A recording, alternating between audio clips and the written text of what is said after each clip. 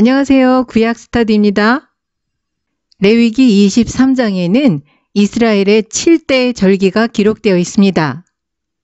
이스라엘의 절기는 성서시대의 이스라엘 신앙과 오늘날에 이르는 유대인들의 신앙 연구에 있어서 중요한 자료입니다.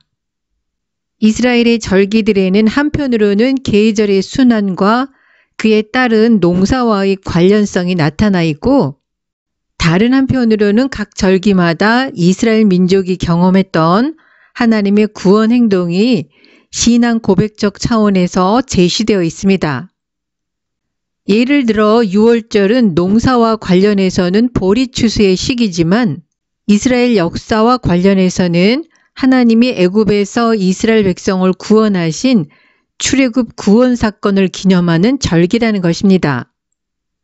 이스라엘의 과거 역사 속에서 하나님의 행하신 구원 사건이 과거의 사건을 넘어서 미래의 종말론적 사건을 예표하는 것으로 재해석되었습니다. 다른 말로 하면 이스라엘의 7대 절기에는 하나님의 구원 계획이 담겨 있다는 것입니다. 이스라엘의 7대 절기는 크게 봄절기와 가을절기로 구분할 수 있습니다. 이런 구분은 농사의 사이클을 결정하는 이스라엘의 기후와 밀접한 관련이 있습니다.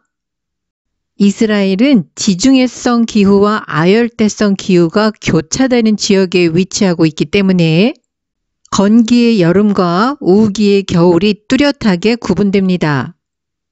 5월에서 9월까지 이어지는 여름에는 비가 내리지 않고 고온 건조한 날씨가 계속되는 건기입니다. 그러나 10월경부터 시작해서 3월, 4월까지 이어지는 겨울에는 비가 내리는 우기입니다. 겨울 우기 동안 내리는 비는 세 종류로 구분됩니다. 우기가 시작되면서 내리는 이른비와 우기가 끝나는 마지막 기간에 내리는 늦은 비가 있습니다. 그리고 이른비와 늦은 비 사이에 내리는 겨울비가 있습니다. 이 셋 중에서 가장 많은 양의 비는 겨울비인데 전체의 강우량의 70%를 차지합니다. 이른 비와 늦은 비는 전체 강우량의 15% 정도에 불과합니다. 그런데도 성경에서 양이 훨씬 적은 이른 비와 늦은 비가 강조되는 이유는 이른 비와 늦은 비가 농작물의 성장과 추수에 끼치는 영향이 크기 때문입니다. 이른 비가 적당한 때 내려야만 여름 내내 바짝 말라서 굳어져 있는 땅이 부드러워져서 곡식을 파종할 수 있게 됩니다. 또한 늦은 비가 제때 내려야 겨울 동안에 자란 곡식들이 알차게 연글어서 많은 수확을 얻을 수 있게 됩니다. 그래서 이스라엘의 농사는 비가 우선 많아야 풍년을 기약할 수 있지만 비의 양뿐만 아니라 적당한 시기에 비가 내리는 것도 매우 중요하였습니다. 그래서 모세는 여호와께서 너희 땅에 이른 비 늦은 비를 적당한 때에 내리시리니 너희가 곡식과 포도주와 기름을 얻을 것이라고 말한 것입니다. 이런 이유로 이스라엘에서 비를 내려주신다는 것은 가장 큰 은혜요 축복이었습니다.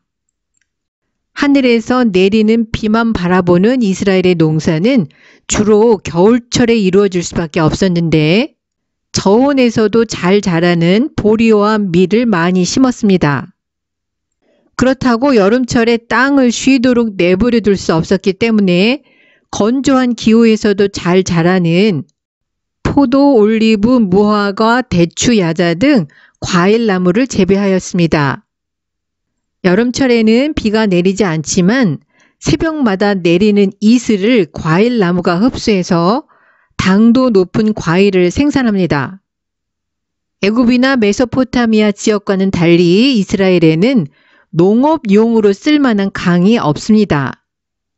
우기에만 흐르는 와디는 많지만 사계절 흐르는 강은 요단강인데 요단강은 낮은 높이로 흘렀기 때문에 그 물을 땅 위로 끌어올려 농사에 쓸 수 있는 방법이 고대에는 없었습니다.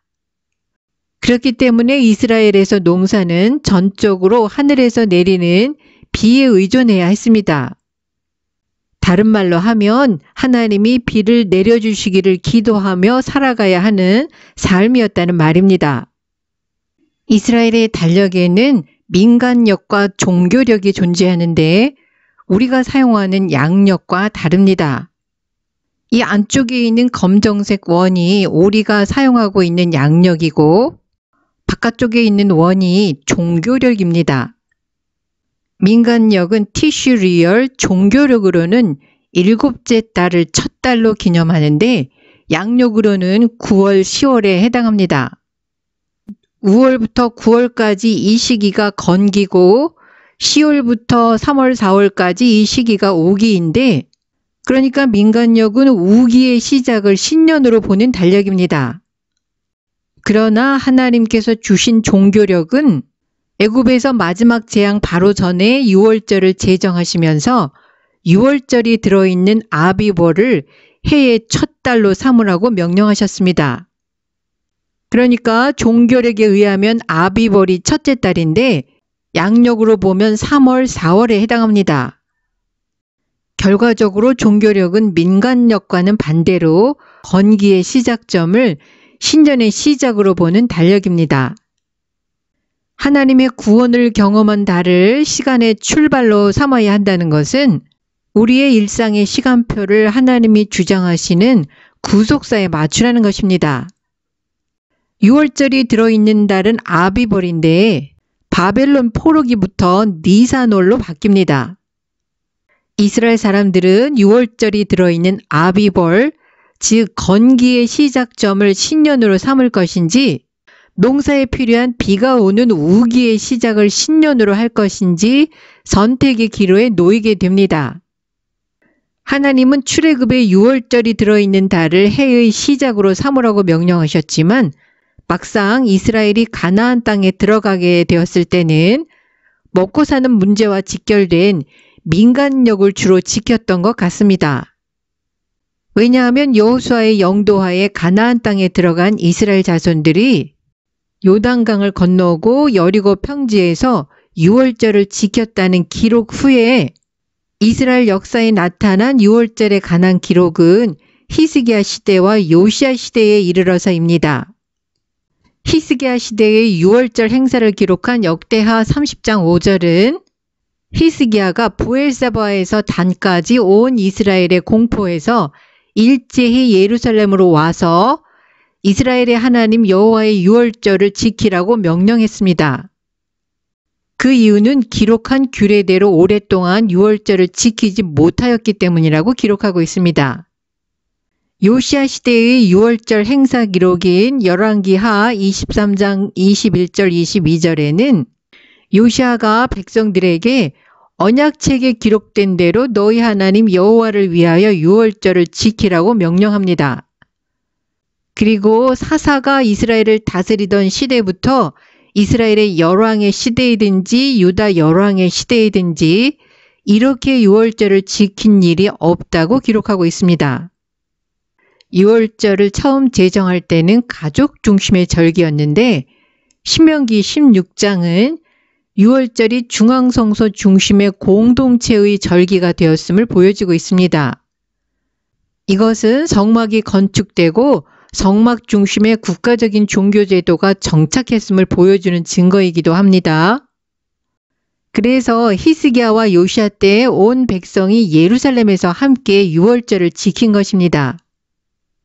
요시야가 죽고 다시 6월절에 대한 기록이 멈추었다가 바벨론 포로에서 귀환한 백성들이 수룹바벨 성전을 완공하고 봉헌식을 거행하고 그 귀향민들이 첫 번째 6월절을 지켰습니다. 구약 성경에 6월절을 다시 지켰다는 기록이 히스기야, 요시야, 바벨론 포로 귀환 후 이렇게 3번 등장한다는 것은 구약 시대의 이스라엘 자손들이 하나님이 정해주신 종교력을 소홀히 하였음을 보여주고 있습니다. 신약의 저자들은 독자들이 이미 구약을 알고 있다는 전제하에 글을 썼기 때문에 구약에 대한 이해 없이 신약을 이해하는 것은 어렵습니다. 예수님도 모세의 율법과 선지자의 글과 시편에 나를 가리켜 기록된 모든 것이 이루어져야 하리라고 말씀하셨습니다. 예수 그리스도는 구약의 완성자로 오셨습니다. 절기도 마찬가지입니다. 구약에서 안식일과 절기는 여호와의 안식일과 절기라고 기록하고 있습니다. 그런데 예수님이 자신이 안식일의 주인이라고 말씀하셨으니까 예수님은 또한 절기의 주인이기도 합니다.